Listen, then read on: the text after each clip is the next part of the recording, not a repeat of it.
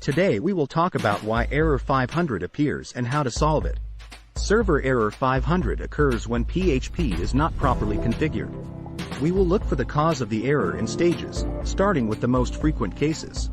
First, go to the control panel of the ISP Manager website. We enter the password and click Enter. 1. No PHP support. One of the reasons for the 500 error is the lack of PHP support on the hosting. To enable support, click on the Site tab, select your domain and click Edit. We find the PHP item and put a tick in it and click OK to save the settings. If the box is already checked, then just go to the next item. We check the operation of the site. If the reason remains, go to the second reason. 2. PHP configuration files are corrupted.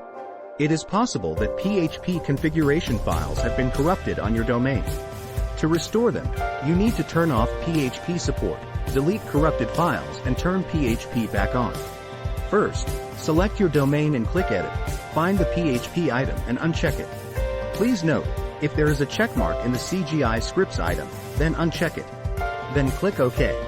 Now let's go to the File Manager. Select the root folder of your hosting php.bin and click Delete. This will remove broken PHP configurations. Now we return to the Sites tab. Select your domain and click Edit. Find the PHP item and put a checkmark in it. If there was a checkmark in the CGI scripts item, then put it back and click OK. Checking if our site is working. If the error remains or has changed to another, then go to the third reason. 3. Wrong PHP version. Server error 500 can be caused by the wrong version of PHP on the hosting. In order to change it, select your domain and click Edit in the Handler PHP tab. Find your PHP version and select the PHP version that your CMS works with. We have WordPress installed on the test hosting, so we choose version 5.6. You can find out the requirements of your CMS at the link in the description of this video. We save the settings.